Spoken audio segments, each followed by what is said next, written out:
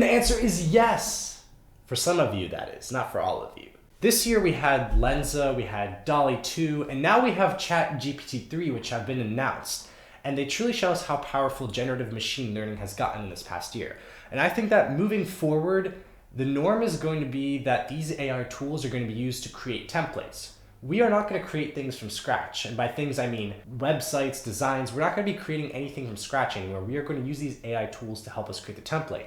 And then it takes the skill of someone who's talented and specialized in these fields to then customize said templates into something that's useful for business and solves a problem. I don't think that necessarily they're going to replace a lot of jobs, although they will end up doing so.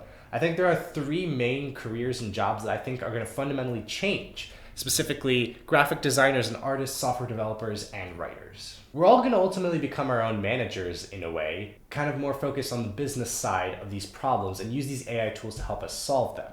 I think that this is going to result in much more of a polarization in talent. And what I mean is that the top 10% of software engineers, they're going to stay, obviously. They're so specialized and they're going to solve such specific problems that no AI can replace. And they're able to do so with, regulations, with certifications and all these kinds of things. But I think that the bottom 80% of software engineers are unfortunately probably going to be replaced or are going to be using these AI tools. But I think for graphic designers and artists, this is kind of a brand new thing because we don't know whether or not someone who generates an art of someone else's art, whether that original person should be given the credit or not. Ultimately, this AI art, it's speed running the inspiration process because as an artist, you're inspired by something. You're inspired by some artist who was inspired by another artist who's inspired by another artist. As you speedrun inspiration, you are lacking kind of a human touch to your art. There's a lot of very complex emotions, some of the best pieces of visual art, and this also goes for written art as well, that I think is very difficult to kind of replicate. That's why I think the top 10% of artists are going to stay. And it's a similar thing with software developers, right? AI can write the base code, but it still takes an engineer to tweak it and then debug it. For ChatGPT 3, you can describe what it did wrong in the code and it'll then fix it.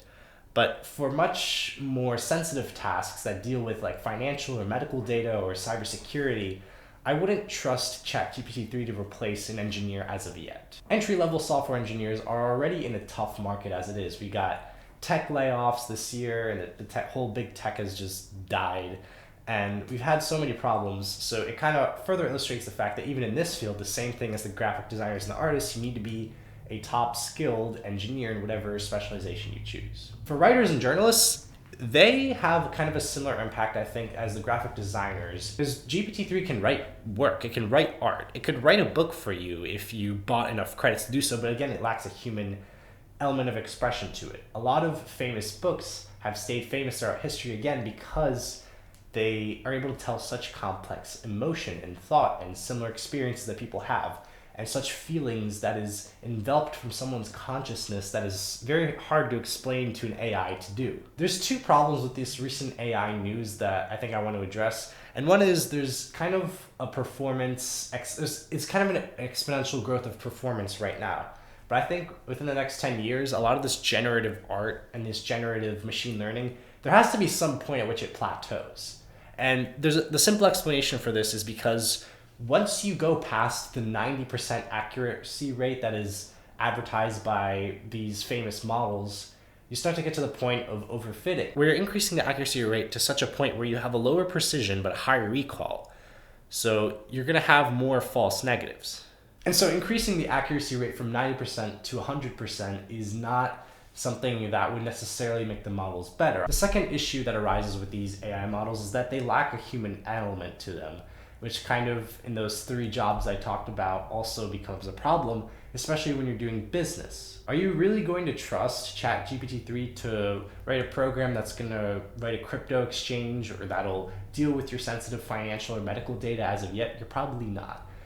Yes, it can design very simple games, it can do some complexity in them, but if you're designing a large-scale system like Amazon, you are not going to use ChatGPT 3 to do so. And so what can you do to stay AI-proof? Besides, of course, building these models and joining the field. The number one thing you can do is be in the top 10% of your field, and this goes kind of with anything. The polarization and the increased divide between those who are in the skilled top 10% of their field and those who are in the bottom 90% is becoming increasingly wide.